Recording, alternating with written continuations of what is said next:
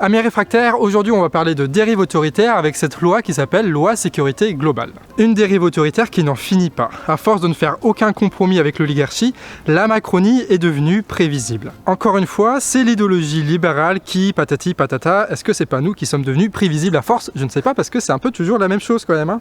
Tu veux la refaire? Non, je veux dire, le canard réfractaire, c'est on prend un sujet, on dit que Macron c'est pas bien, que le libéralisme c'est pas bien, et... T'as raison, vaut mieux que je m'en occupe, non? T'es sûr? Non, parce qu'après on peut faire des... Laisse-moi faire. Bon, déjà pour commencer, ça serait bien de présenter la loi et le contexte policier dans lequel elle est née. Face à la menace terroriste et à la sauvagerie des mouvements sociaux, des députés de la République En Marche, dont l'ex-patron du RAID, se devaient de proposer une nouvelle loi pour protéger ceux qui nous protègent. En résumé, elle propose d'élargir le spectre des délits verbalisés par la police municipale, comme le squat et la prostitution, de leur fournir des caméras individuelles qui permettront d'identifier en direct les manifestants, d'étendre l'usage des drones, de mener des gardes à vue préventives, de multiplier les interdictions de manifester et de diffuser leurs propres images pour informer le public. En gros, il n'y a que la police et les préfectures qui pourront filmer les manifs. Ça promet. Ouais, parce que cette loi veut faire encourir 1 an d'emprisonnement et 45 000 € d'amende aux personnes qui diffuseraient des images sur lesquelles on peut voir des policiers ou leur matricule.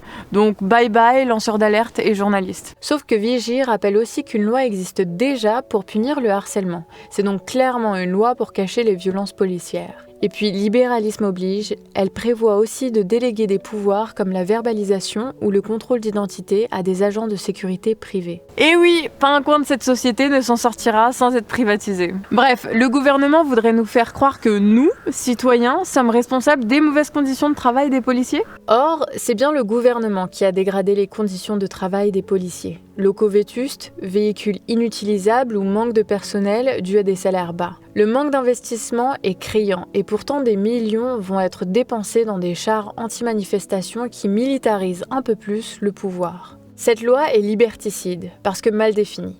Elle utilise des termes juridiquement flous et laisse libre cours à l'interprétation des policiers ou des procureurs. Bref, cette loi ne va pas renforcer le lien de confiance entre la police et le peuple, déjà bien creusé par la suppression de la police de proximité par Sarkozy et les nombreux cas de violences policières. Un lien qui continue à se perdre au fil des scandales.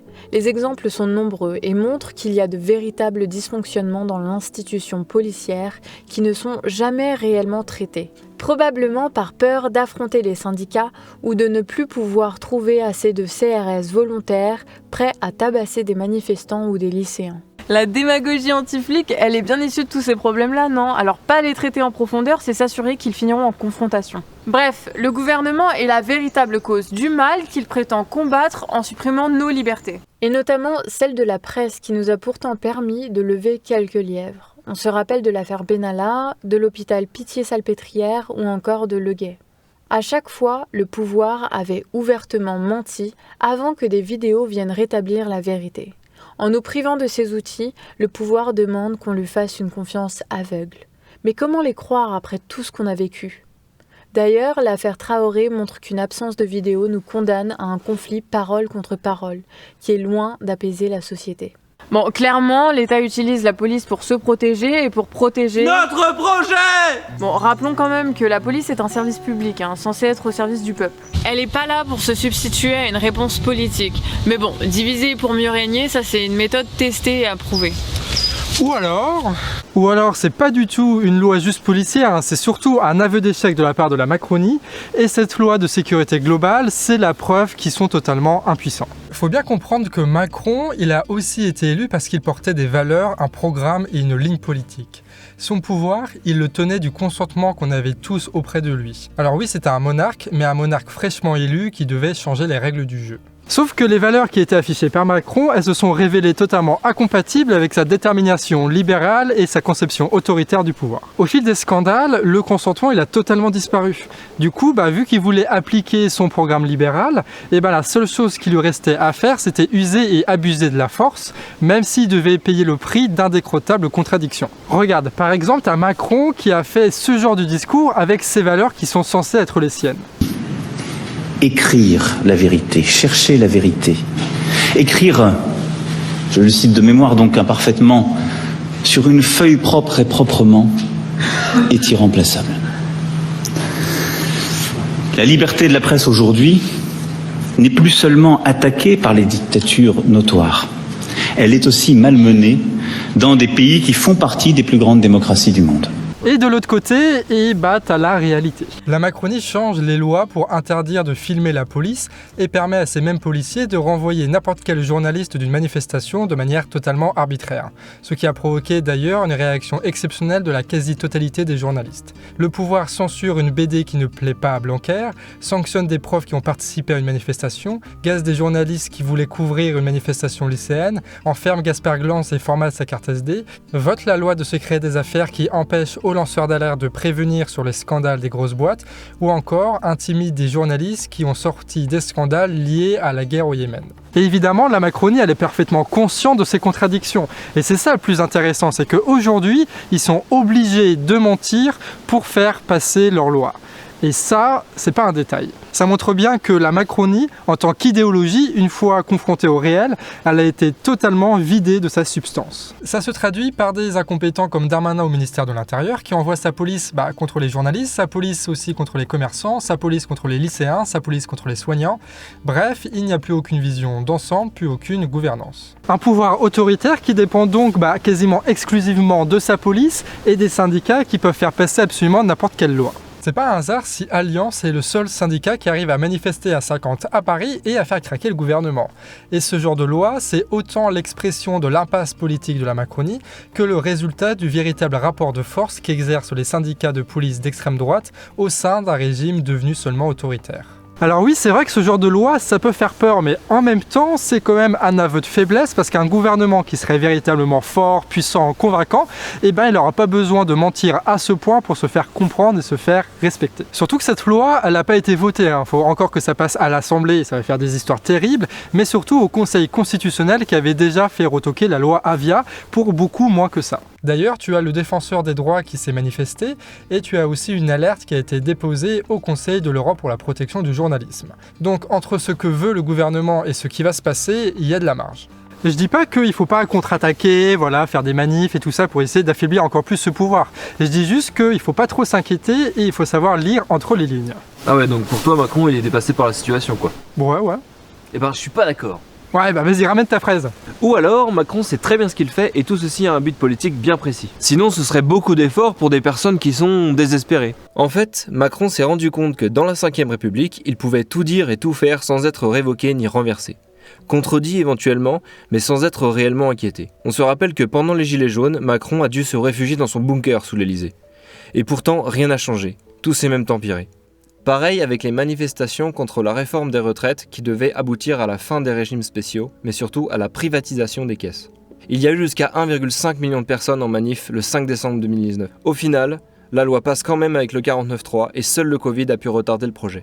Bref, Macron sait qu'il peut pousser toujours plus loin, en ignorant la contestation et en contournant les institutions. Et vu qu'il peut, il le fait, pas à pas. Comme avec le Conseil de défense par exemple, une institution d'urgence mise en place pour, entre autres, faire face à la menace terroriste de manière top secrète. Il sert aujourd'hui à Macron et à sa clique à prendre des décisions sans consulter l'Assemblée, comme le 2e confinement par exemple. Et pour avoir peur d'une Assemblée nationale largement macroniste, c'est dire à quel point la situation est compliquée. Ces mesures sont d'ailleurs présentées comme exceptionnelles mais deviennent toujours la règle. Comme l'état d'urgence pérennisé dans la loi ou encore la loi renforçant la sécurité intérieure et la lutte contre le terrorisme.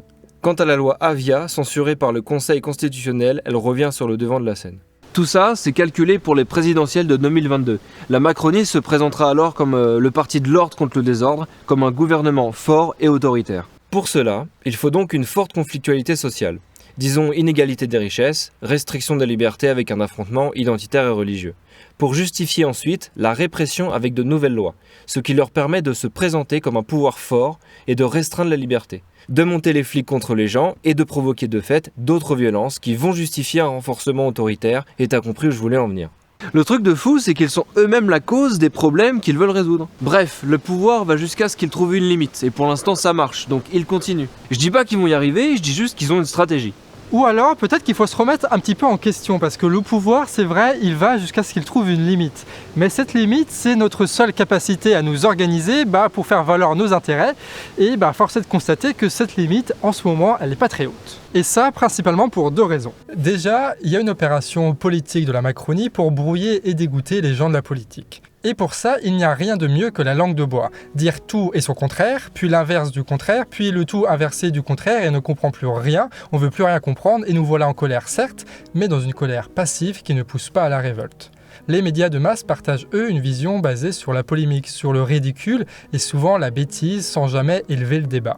Une tendance qui s'accentue encore et encore, nous rapprochant chaque jour un peu plus de la nullité états-unienne. Et le fait qu'ils disent tout et son contraire, ça rend totalement inaudible le débat parce que tu peux leur opposer ce que tu veux, ils auront toujours quelque chose à dire contre la contestation. C'est comme discuter avec un gars qui dit oui à tout sans changer d'avis. Au début c'est amusant, après ça t'énerve, tu t'indignes, t'essaies de le faire changer d'avis et après tu l'oublies parce que c'est casse-couille quoi. Et ça quand c'est ton pote du bistrot, c'est pas grave parce que ça fait chier juste le mec qui sert des bières, mais quand c'est le président, l'assemblée et le gouvernement, ça commence à poser un problème. En fait, ils ont détruit la convention collective du débat qui dit qu'on est censé défendre une position et pas juste se foutre de la gueule en permanence de tout le monde. Et une démocratie sans débat, c'est pas grand chose en fait. Mais en vrai, il n'y a pas que ça. Parce que la langue de bois, ça fait un bail que c'est théorisé et qu'on a les outils pour lutter contre. Le problème aussi, faut le dire, c'est nous. La dérive autoritaire, c'est le résultat de notre incapacité à nous organiser convenablement. Et pourtant, on en a eu quand même des opportunités de faire changer les choses, que ce soit avec le mouvement des Gilets jaunes, contre les retraites ou encore avec le référendum d'initiative partagée sur l'aéroport de Paris. Les occasions, elles étaient là, mais on n'a jamais réussi à pérenniser la lutte, ni à concrétiser politiquement tout ce bordel, ne serait-ce que par des victoires partielles. Le mouvement mûrit, certes, mais nous avons constamment un coup de retard sur le pouvoir, qui lui peut réagir vite et fort lorsque nous avançons timidement sans suffisamment apprendre de nos erreurs. Et les médias militants, eux, privilégient bien souvent trop le scandale à l'éducation populaire, poussant à la banalisation de l'indignation et à une vision court-termiste. Pourtant, il n'y a pas grand-chose qui nous empêche d'organiser notre évasion de ce pouvoir et plus généralement de la dépendance capitaliste. Vous imaginez la gueule qu'aurait notre lutte si on avait déjà intériorisé totalement la remise en cause de cette société. Au fond, notre incapacité à nous organiser, peut-être qu'elle révèle plus sur notre attachement au principe de la révolte, plus qu'à une réelle volonté de changer les choses. Tout est à portée de main et pourtant, rien ne se passe. Bref, leur pouvoir, c'est surtout notre impuissance. Et ça, c'est notre faute. Pas totalement notre faute, mais un peu quand même. Ou alors, on peut voir les choses de manière plus optimiste. Parce qu'on assiste quand même à une démonstration constante que le libéralisme est incapable de gérer les situations de crise. Ce qui est con vu la situation, surtout que la solution à tout ce problème, c'est la démocratie. On aurait pu distribuer les meilleurs tracts sur tous les ronds-points, ça aurait jamais été aussi convaincant que ce qu'on est en train de vivre là, maintenant. Regarde, tu veux convaincre une personne de la nécessité de planifier correctement les actions de l'État ? Rappelle-lui comment ça s'est passé le confinement. De l'organisation de l'école, des prises de décision tardives, obscures et imparfaites qui ont conduit à de nombreux rétropédalages et à la perte de crédibilité totale de la parole de l'État. Tu veux convaincre de l'impertinence du libéralisme économique ? Souligne que pendant la crise, la France était incapable de gérer ses hôpitaux faute de financement. Incapable d'assurer des équipements décents à ses soignants faute aux délocalisations et incapable de taxer les grandes entreprises qui ont versé d'énormes dividendes malgré la crise. Tu veux convaincre de la nécessité de la démocratie ? Rappelle que toutes ces mauvaises décisions ont été prises lors de conseils de défense totalement détournés de leur but constitutionnel. Alors qu'à chaque moment, un RIC aurait permis de remettre de l'ordre dans la corruption macronienne qui nous a conduits au pire. Nous avons tous vécu là une expérience qui légitime la démocratie et qui ridiculise le néolibéralisme. C'est quand même pas rien, bon Dieu. C'est le moment de reparler du RIC dont nous parlaient les Gilets jaunes. Bon, en vrai, ça faisait un bail que c'était dans les milieux militants. Mais pour la première fois, c'est devenu l'étendard commun d'une lutte qui voulait s'attaquer à la racine du problème. L'évidence du RIC pour lutter contre l'incompétence, la corruption, contre l'injustice s'était formulée en 2018 et il deviendra encore plus fort lors de la prochaine insurrection à venir. Et vu la colère qu'il y a, elle viendra, ça, il n'y a aucun doute. C'est juste qu'elle va prendre d'autres formes, notamment pendant les présidentielles qui seront un moment de bascule, quoi qu'il arrive. Au fond, Macron, c'est le chant du cygne. Ouais. L'ultime provocation d'une oligarchie prétentieuse et déclinante. Mais de manière paradoxale, ces provocations nous ont permis de nous rencontrer, d'échanger et finalement de nous élever politiquement. Nous avons une culture commune, des médias autonomes, des réseaux étendus. La contradiction macronienne a fait mûrir le mouvement social de la pire des manières certes, mais suffisamment pour espérer qu'une belle chose naisse de la colère et de la frustration. Et ça, c'est entre nos mains. Ce qui est plutôt une bonne nouvelle, non ?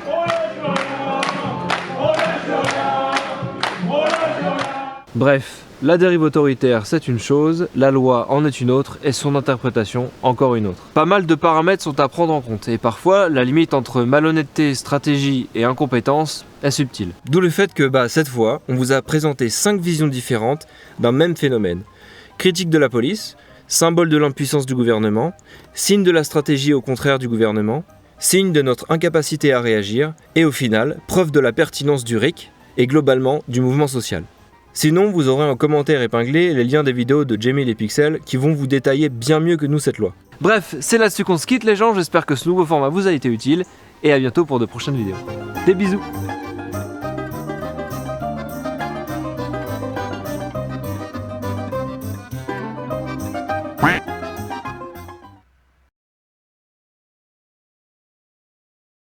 Elle est aussi malmenée dans des pays qui font partie des plus grandes démocraties du monde. Elle est malmenée jusqu'en Europe.